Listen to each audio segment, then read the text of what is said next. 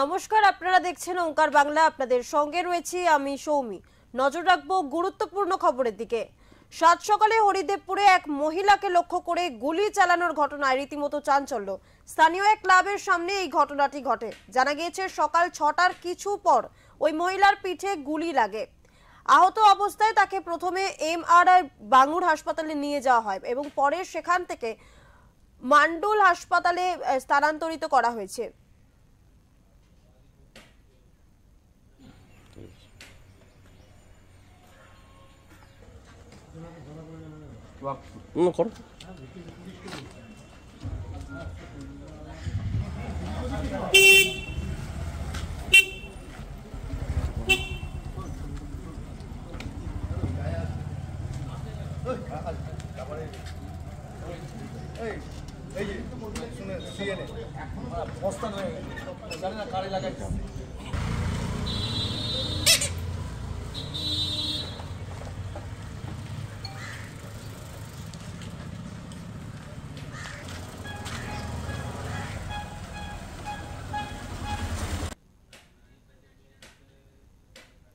আপনাদের আরো একবার জানিয়ে রাখবো যে সাত সকালে হরিদেবপুরে এক মহিলাকে লক্ষ্য করে গুলি চালানোর ঘটনায় রীতিমতো চাঞ্চল্য।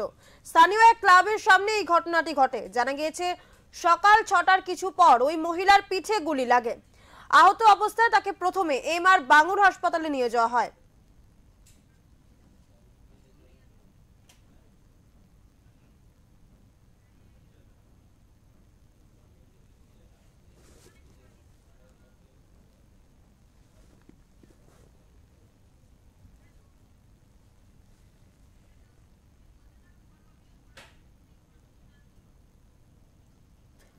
যেমনটা আপনাদের জানাচ্ছিলাম যে সাত সকালে হরিদেবপুরে এক মহিলাকে লক্ষ্য করে গুলি চালানোর ঘটনার রীতিমতো চাঞ্চল্য ছড়িয়েছে এলাকায়।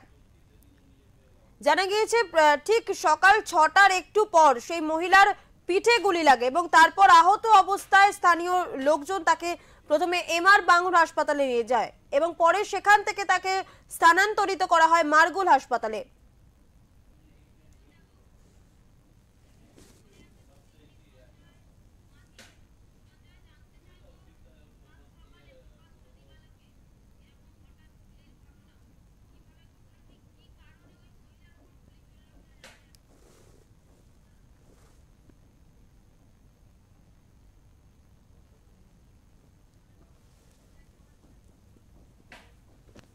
আপনাদের আরো একবার জানিয়ে রাখবো যে সাত সকালে একেবারে হরিদেবপুর এলাকায় এক মহিলাকে লক্ষ্য করে গুলি চালানোর ঘটনায় রীতিমতো চাঞ্চল্য ছড়িয়েছে এলাকায়। আর এই বিষয়েই কথা বলবো আমাদের প্রতিনিধি সঞ্জয় মাঝির সাথে। সঞ্জয়, জানতে চাইবো যে একেবারে সাত সকালে প্রকাশ্যে এক মহিলাকে লক্ষ্য করে হরিদেবপুরে গুলি চালানো হলো, কিভাবে ঘটলো এই ঘটনা এবং সেই মহিলাকে লক্ষ্য করে গুলি চালানো কেন হলো, কি জানা যাচ্ছে? ঠিক যেমনটা তুমি বললে সৌমি, সোমবার সকালে ব্যস্ততার মধ্যে একদম সকালবেলা সকাল মানে মর্নিং ওয়াক থেকে বাড়ি ফিরছেন এবং সকাল থেকে 7টা ঘড়িতে হঠাৎই রাস্তার ধারে প্রকাশ্যে একটা মহিলাকে আচমকায়িত মহিলা রাস্তা ধারে পড়ে গেলে প্রত্যক্ষদর্শীরা যারা জানাচ্ছেন হঠাৎ একটা বিকট শব্দ শোনা গেল। তারপর একটা মহিলা পড়ে গেল। দেখা গেল কিছু মানুষ ছুটে এসে দেখেন যে মহিলার একটা পিঠে দূর থেকে গুলি এসে লাগে এবং মহিলার রক্তাক্ত অবস্থায় মাটিতে পড়ে যায়। এখানে যারা ছিল তারা ছুটে আসেন, প্রথমে তাকে MR হাসপাতালে নিয়ে যায়, তারা অন্য হাসপাতালে দেখে দেখে প্রত্যক্ষদর্শী প্রতিবেশী তারা জানাচ্ছেন যে একটা মহিলা যাচ্ছিলেন, হঠাৎ থেকে 2-4 জন বাইকে করে আসেন, এসে হঠাৎ বাইক চালাও মানে এত তড়িঘড়ির মধ্যে ঘটনাটি ঘটে। কেউ ভালো করে অ্যাকচুয়ালি লক্ষ্য করেন। সকালে যেহেতু ঠান্ডা ছিল, হালকা হালকা কুয়াশা ছিল, লক্ষ্য করেনি কেউ যে কেন ধরনের গুলি চললো এবং সেই মতো অবস্থায় মানে তারা যথেষ্ট আতঙ্কিত এবং এলাকায় মানুষ ভয়ের সামনে কিছু বলতেই চাইছে না। সৌমি, সঞ্জয়, জানতে চাইবো যে যারা এরকম মহিলাকে লক্ষ্য করে গুলি চালালো তাদেরকে চিহ্নিত করা গিয়েছে?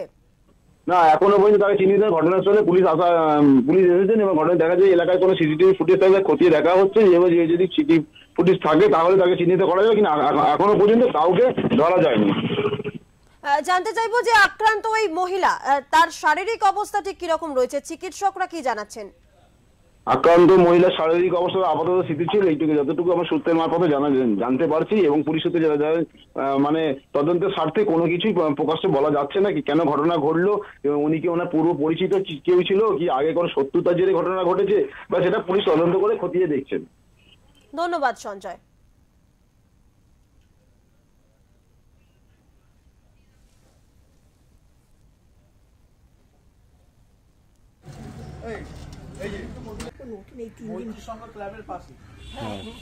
দুর্গাপুজো হয় এখান থেকে। হ্যাঁ, কি হয়েছিল এখান থেকে?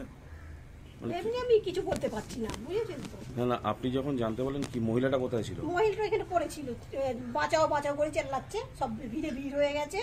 এইটুকুটা আমি রান্না করি তো, সবার ছেলে আসে, অতটা বুঝতে পারিনি। তারপর কজন ছেলে এসেছিল সেটাও জানবো না, ওনার কটা ছেলে, আমি বেরোইনি, আমি এখান থেকে সব ওই সব লোক ঘিরে গুলি করলো? গুলি করেছে। গুলি কোথায় লেগেছে? গুলি বলতে পারবে? ওর পিঠে কোথায় লেগেছে সেই জায়গাটায়। তারপর কি পুলিশ তুলে নিয়ে গেছে? না, পুলিশ তো আসেনি, পরে এসেছে, ওর ছেলে গাড়ি করে নিয়ে গেছে। ওর ছেলে গাড়ি করে? হ্যাঁ, ছেলে আর সব কারা ছিল সব নিয়ে গেছে গাড়ি। আর কারা গুলি করলো কিছু বোঝা গেছে? জানি না, বেঁচে ছিল তখন? হ্যাঁ, তখন বেঁচে ছিল। জিজ্ঞাসা করুন পুলিশ মন্ত্রীকে, পথের চেন এসআইআর নিয়ে আর মহিলার উপরে গুলি চলছে। এরা যে আইন শৃঙ্খলা বলে কিছু আছে? আজকে সংখ্যালঘুদের সচেতন হতে হবে। বিজেপি আপনাদের দরজায় নাকখত দিয়ে ভোট চাইতে যাচ্ছে না, বা আপনাদের ভোট ছাড়া পশ্চিমবঙ্গে পরিবর্তন হবে না, এটা মনে করার কোনো কারণ নেই। কিন্তু আজকে সংখ্যালঘুদের ভাবার সময় এসছে যে মরছে মুসলমান, মারছে মুসলমান। সমস্ত মুসলিম গ্রামগুলো আজকে আগুন জ্বলছে, জীবন্ত পুড়িয়ে মেরেছে বকটুইতে। হসপিটালে চলে যান, সবচেয়ে বেশি সংখ্যালঘু। থানার লকআপে যান, সংখ্যালঘু। জেলে চলে যান, সবচেয়ে বেশি সংখ্যালঘু। কারণ কি? কেন এই সমাজটার এই দুর্দশা? কেন এত দারিদ্র? কেন অশিক্ষা? কেন সরকারি চাকরিতে তারা নেই? আজকে তাদের এটা ভাবতে হবে। তার মানে কি পশ্চিমবঙ্গে